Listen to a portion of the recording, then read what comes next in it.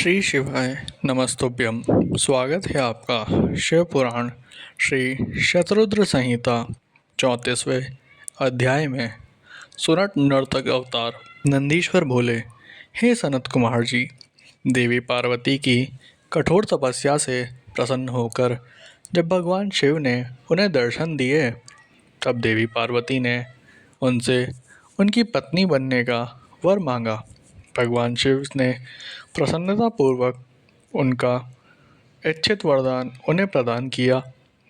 देवी पार्वती को वरदान देकर शिवजी अंतर्ध्यान हो गए और पार्वती जी अपने घर वापस आ गई। वहां आकर उन्होंने अपने माता पिता को सारी बातें बताई। तब उनके घर में प्रसन्नता छा गई और चारों ओर महोत्सव होने लगा। खुश होकर गिरिराज हिमालय ने ब्राह्मणों को बहुत दान दक्षिणा दी, फिर गंगा स्नान करने चले गए।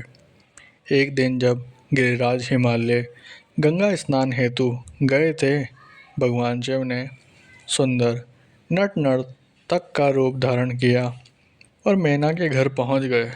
उनके बाएं हाथ में शिवलिंग और दाहिने हाथ में डमरू था। उन्होंने लाल रंग के वस्त्र पहन रखे थे, पीठ पर गुंदड़ी टांग रखी थी। ऐसे रूप में वे मैना के घर के आंगन में आकर सुंदर नृत्य एवं गान करने लगे। अपने डमरू को बजाकर वे अनेक प्रकार की लीलाएं दिखाने लगे। नगर के सारे वृद्ध, नर नारी और बच्चे प्रसन्नतापूर्वक उनका नृत्य देख रहे थे।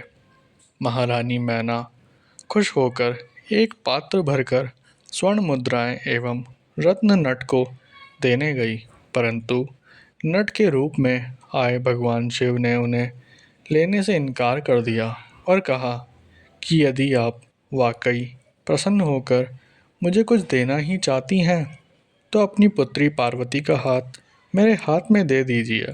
उस नट नर्तक की बात सुनकर देवी मैना को बहुत क्रोध आया और वे नट को बुरा भला कहने लगी।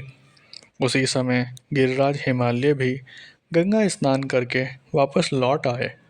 जब उन्हें इस बात का पता चला, तो उन्होंने अपने सेवकों को उस नट को वहां से बाहर निकालने की आज्ञा दी।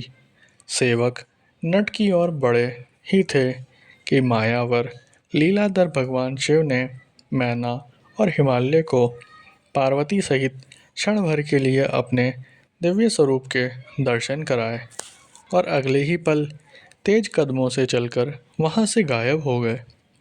नट नर्तक के चले जाने के उपरांत देवी मैना और गिरिराज हिमालय बैठकर नट के विषय में बात करने लगे और उसी की लीलाओं की प्रशंसा करने लगे।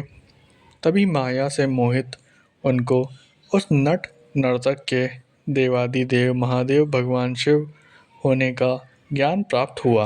तब उन्हें बहुत दुख हुआ कि हमने अपने द्वार पर पधारे शिवजी का अपमान किया और उन्हें अपनी कन्या नहीं सौंपी। यह विचार कर दोनों बहुत दुखी हुए और अपने अपराध का प्रायश्चित करने हेतु भगवान शिव की आराधना करने लगे। उनकी भक्ति भाव से की गई पूजा से प्रसन्न होकर शिवजी ने देवी पार्वती का पाणी ग्रहण किया। ये शिवजी के नट नर्तक अवतार का महात्म्य मैंने तुम्हें सुनाया। यह वर्णन सब अभिष्ट फलों को प्रदान करने वाला है।